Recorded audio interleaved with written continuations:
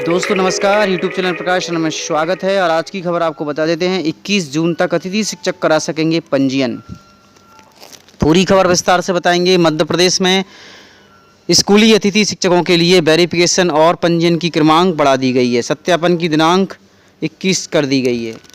अब हम बता देते हैं आपके लिए कि कार्यालय जिला शिक्षा अधिकारी बालाघाट के द्वारा आदेश क्रमांक 2617 बालाघाट 18/6/2022 समस्त संकुल प्राचार्य एवं शासकीय हाई और high secondary school CM rise Vidyalaya Balaghat अतिथि शिक्षक के चयन में त्रुटिपूर्ण सत्यापन के संबंध में उपरोक्त विषय में लेख है कि मध्य प्रदेश सरकार के द्वारा शासकीय हाई और हाई सेकेंडरी स्कूल मॉडल एवं CM राइज विद्यालयों के लिए अतिथि शिक्षक चयन प्रक्रिया हेतु सत्यापन कार्य किया गया है।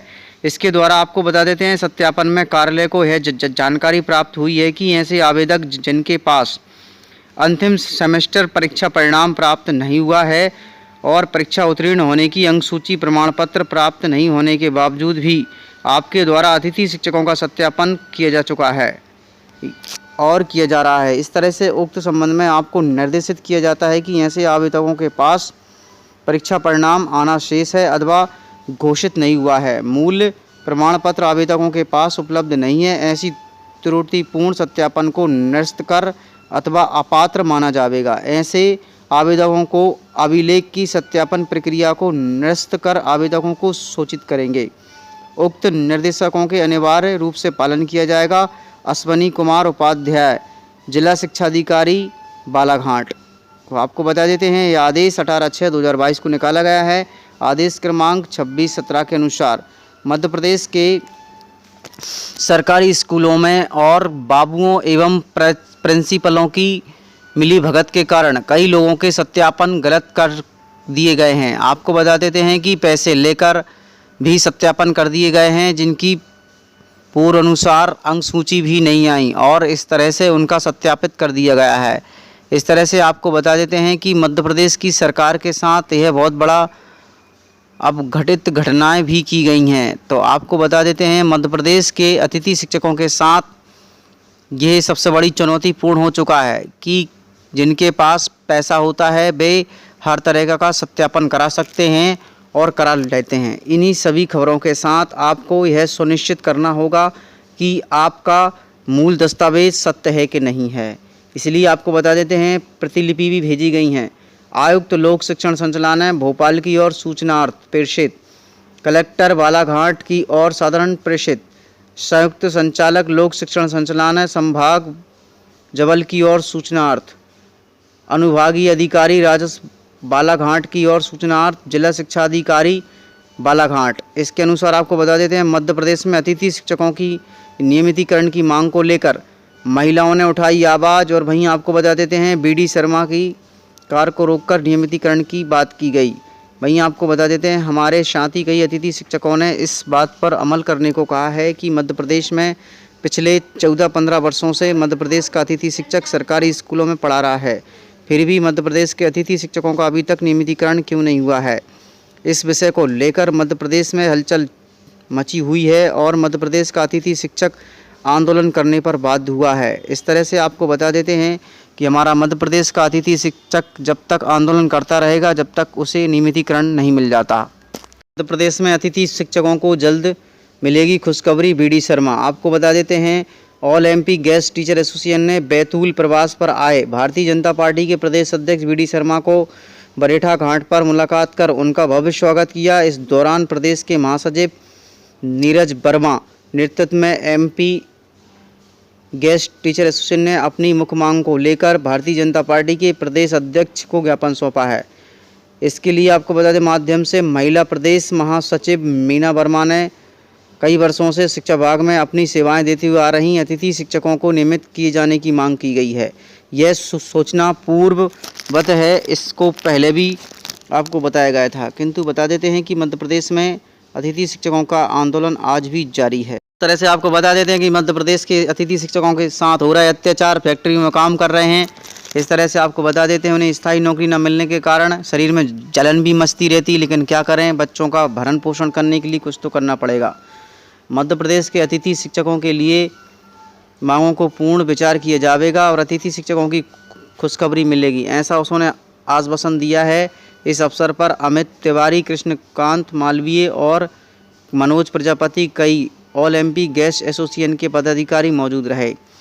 मध्य प्रदेश के अतिथि शिक्षकों के साथ एक बड़ा दुर्भाग्य व्यवहार किया गया है। इस तरह से आपको बता देते हैं, सभी अतिथि शिक्षकों से बस यही अपील है कि सभी लोग अपने आंदोलन प्रदर्शन के लिए बाध्य रहेंगे। और मध्य प्रदेश की सरकार के द्वारा आश्वासन मिला है अभी तक, लेकिन नियमितीकरण नहीं मिला है।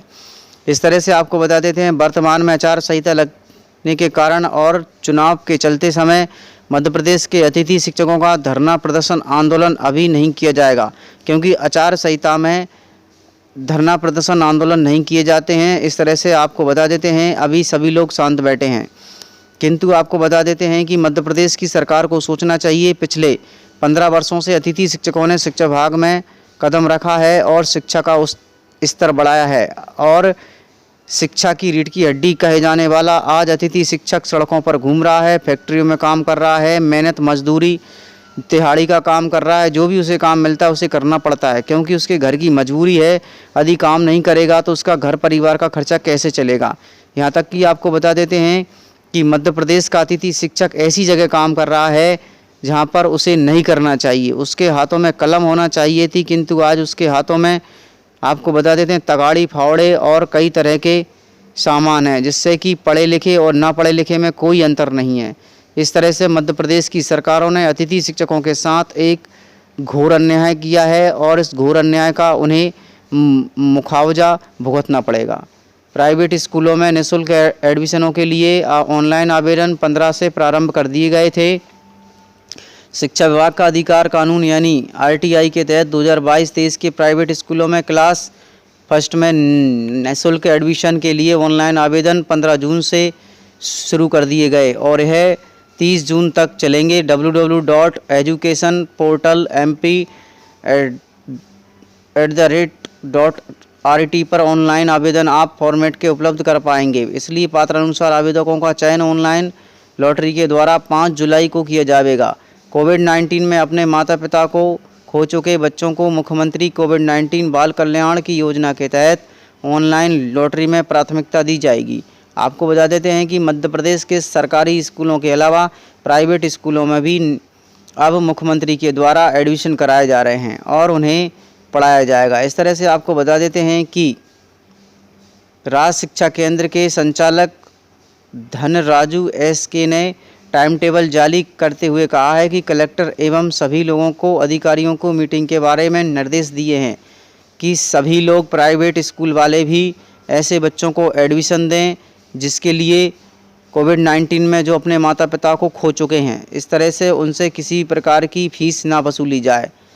और आपको बता देते हैं, इस प्रक्रिया के अनुसार आपको पात्रता संबंधित कोई भी दस्तावेज अपलोड करना होगा तो ऑनलाइन आवेदन करना होगा।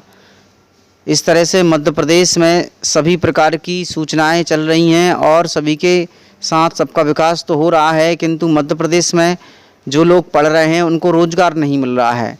इस तरह से आपको बता देते हैं कि दस्तावेज़ों का वेरिफिकेशन संबंधित और अन्य फार्मों का संबंधित कई ऐसे चीज़ों का आयोजन किया जा रहा है। जो जनता पढ़ रही है उस हिसाब से उनको नौकरी नहीं मिल पा रही है। सबसे बड़ी कारण यही है कि मध्य प्रदेश में हर साल भर्ती निकलना चाहिए और हर साल उनके एग्ज़ाम होना चाहिए, और इस तरह से जब तक हमारे देश में हर साल भर्ती नहीं होगी, जब तक हमारे देश की आर्थिक स्थिति को हम ठीक नहीं कर सकते। किसी ने कहा है कि यदि किसी देश की इकोनॉमी कमज़ोर है तो उस देश को विकास नहीं हो सकता। 21 जून तक अतिथि शिक्षकों के सत्यापन और पंजीयन करा सकेंगे, इसकी बात हमने आपको पूर्व में ही बता दी थी। इस तरह से आपको बता देते हैं, यदि किसी देश को शक्तिशाली बनना है तो उस देश में सबसे पहले शिक्षा का स्तर होना चाहिए, क्योंकि शिक्षा जितनी अच्छी होगी उसका देश उतना मजबूत होगा। जिस देश में शिक्षा का स्तर ठीक नहीं है और जहाँ पर पढ़ाने के लिए शिक्षक नहीं है, स्कूल खाली पड़े हैं, बच्चों से भरे हैं, और जबकि आपको बता देते हैं उन्हें एक एक शिक्षक के पास 300-300 बच्चे पढ़ रहे हैं। इस तरह से मध्य प्रदेश के अतिथि शिक्षकों को जल्द से जल्द आदेश कर उन्हें भर्ती कराया जाए और मध्य प्रदेश के अतिथि शिक्षकों का आदेश आना चाहिए और उन्हें नियमितीकरण किया जाना चाहिए, ताकि मध्य प्रदेश के अतिथि शिक्षकों का भला हो सके।